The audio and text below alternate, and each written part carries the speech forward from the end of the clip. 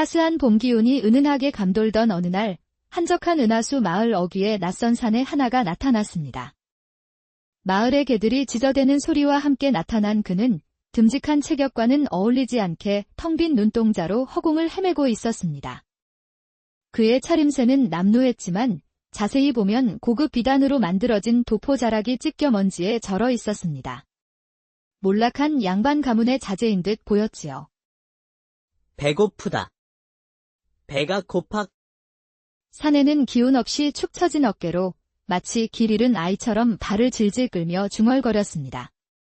지나가던 마을 사람들은 그를 불쌍히 여기면서도 어딘가 모르게 섬뜩한 기분에 쉽사리 다가가지 못했습니다. 그때 장터 어귀에서 나무를 다듬던 한 할머니가 혀를 찼습니다. 그 뒤를 따르던 아이들은 사내의 어눌한 걸음걸이를 흉내내며 낄낄거렸지요. 쯧쯧. 딱하기도 해라. 어디서 굴러먹던 놈인지. 정신이 반쯤 나갔구먼. 사내는 그런 조롱에도 아랑곳하지 않고 허기진 배를 부여잡은 채 어슬렁거리며 마을을 헤맸습니다. 그러다 동네에서 힘께나 쓴다는 불량배, 박도윤과 그의 일당이 사내의 앞을 가로막았습니다. 이놈, 뭐하는 놈인? 보아하니 그냥 거렁뱅이는 아닌 것 같은데. 박도윤은 사내에 찢어진 두루마기를 유심히 살피더니 비열한 웃음을 지었습니다. 이놈, 이거 몰락한 양반댁 자식 놈 아니야. 아, 이놈아. 뭐라고 말 좀 해봐라. 배고프다.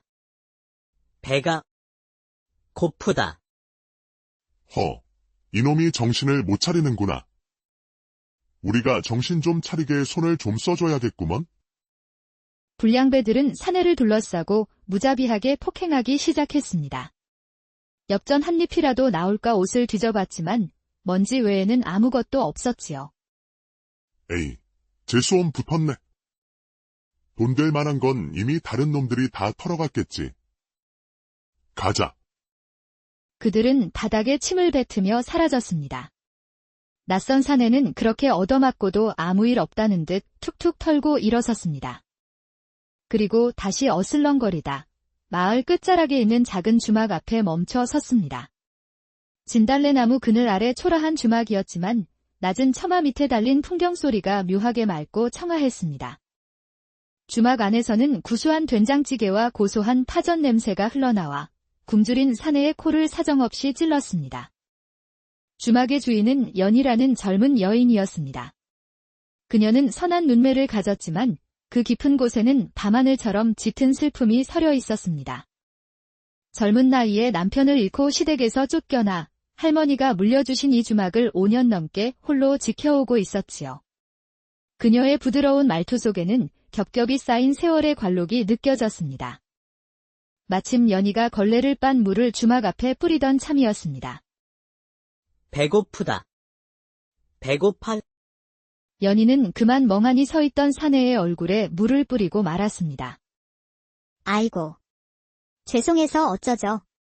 괜찮으십니까? 하지만 사내는 걸레 빤 물이 시원했는지 바보처럼 해벌쭉 웃는 것이었습니다. 연희는 놀라서 사내를 유심히 쳐다보았습니다. 그 모습을 본 주막 안의 손님들이 깔깔대고 웃었습니다. 사내를 때렸던 박도윤이었지요. 이보시오, 주모. 그 바보 녀석은 신경 쓰지 마시오. 저놈이 이 마을에 온 지 벌써 열흘은 좋게 지났소. 묻는 말엔 대답도 안 하고 배고프다는 소리만 해대니 원. 그 말에 연희는 오히려 손님을 향해 화를 냈습니다. 그럼 이 불쌍한 사람을 먹여줄 생각을 해야지. 바보라고 그렇게 놀리기만 하면 어쩝니까? 열흘이나 굶었으면 얼마나 배가 고팠겠어요. 어찌 그리 인정머리가 없으십니까? 아니, 우리야 어디서 온 녀석인지도 모르니까 그랬지. 그게 말이오 막걸리요. 연희는 혀를 차며 낯선 사내의 손을 이끌고 주막 안으로 들어왔습니다. 이리 와서 앉으세요. 조금만 기다리세요. 마침 남은 백숙이 있으니 금방 데워다 드릴게요. 연희는 바쁜 와중에도 사내 앞에 뜨끈한 백숙과 막걸리 한 사발을 가져다 주었습니다. 박도윤은 잔뜩 삐친 얼굴로 투덜거렸습니다. 흥, 저런 바보 녀석에게 먹일 백숙이 있으면 우리한테나 줄 것이지. 낯선 사내는 백숙 한 그릇을 눈 깜짝할 사이에 먹어치웠습니다. 연희는 그 먹성에 깜짝 놀랐지요. 아이고, 벌써 다 드셨어요. 하긴, 열흘이나 굶었으니 오죽할까. 조금만 더 기다려요. 연희는 남은 밥과 나물을 가져다 주었고 사내는 그것마저 순식간에 다 먹어치웠습니다. 막걸리도 한 방울 남기지 않았지요. 손님들이 하나둘 떠나고 주막이 한가해지자 연희는 이마에 흐르는 땀을 닦아냈습니다. 고맙습니다. 정말 고맙습니다. 드디어 사내가 다른 말을 한 것이었습니다. 연희는 환하게 웃으며 아직 자리를 뜨지 않은 박도윤 일행을 쏘아보았습니다. 이것 보세요. 먹을 것을 주니 고맙다고 하지 않습니까? 아무리 미천해 보여도 사람은 사람입니다. 누구나 다 저마다의 사연이 있는 법이라고요. 불량배들은 멋쩍은 듯 헛기침을 하며 주막을 떠났습니다. 연희의 호통의 사내는 희죽 웃었고 그 모습을 본 연희도 보람을 느끼는 듯 활짝 웃었습니다. 내가 오늘 인심 씁니다. 굽고 남은 파전이 있으니 마음껏 드세요. 그 말에 사내의 텅 비었던 눈이 처음으로 초롱초롱하게 빛났습니다. 연희는 누군가에게 힘이 된 것 같아 괜스레 기분이 좋았지요. 시간이 흘러 해가 저물자 연희는 걱정이 되기 시작했습니다. 혹시 갈 곳은 있으세요?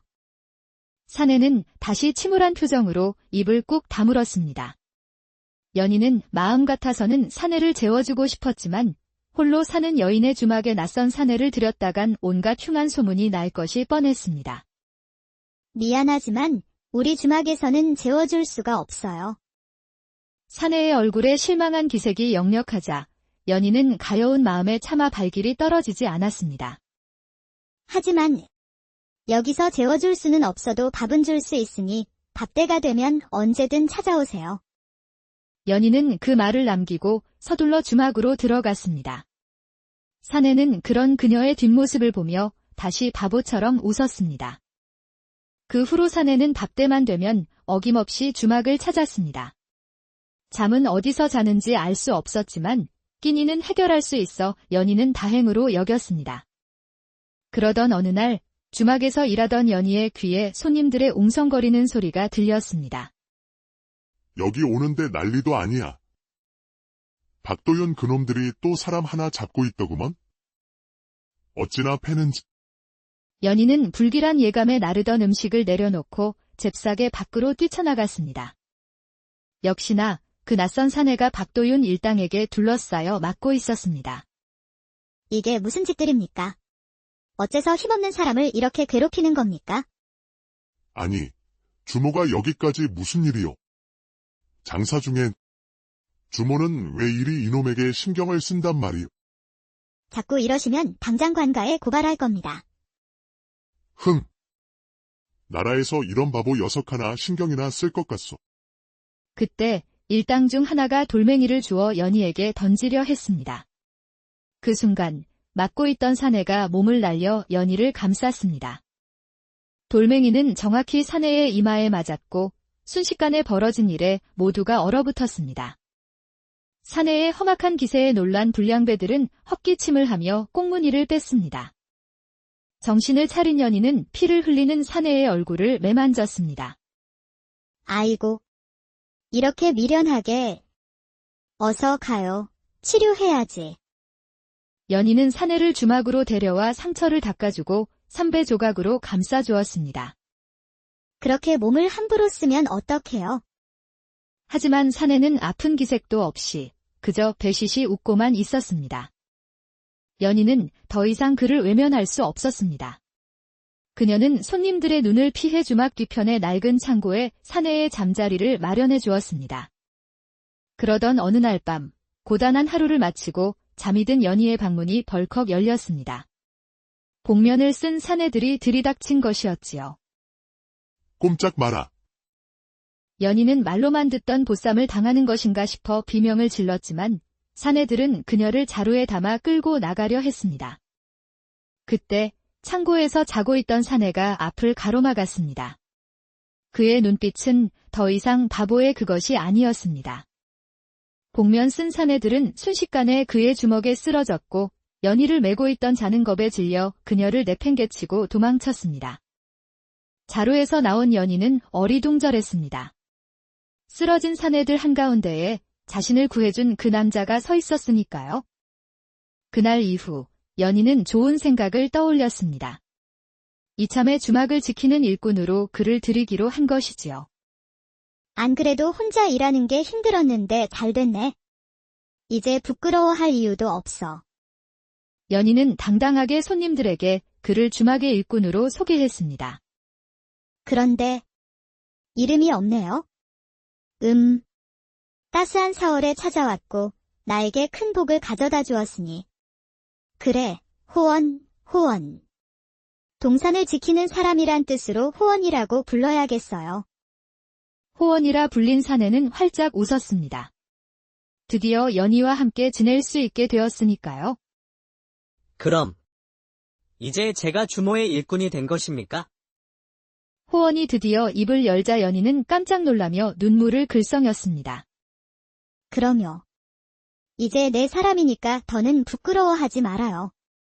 먹고 싶은 거 있으면 언제든 말하고 이제 잠도 주막 안에서 잘 수 있어요. 그날부터 호원이는 주막 일을 열심히 도왔습니다.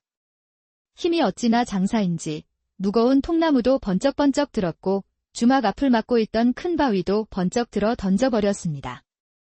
신기하게도 주막의 손님은 점점 더 늘어났습니다. 호원의 어설프지만 우직한 모습을 구경하러 온 사람들도 있었지요.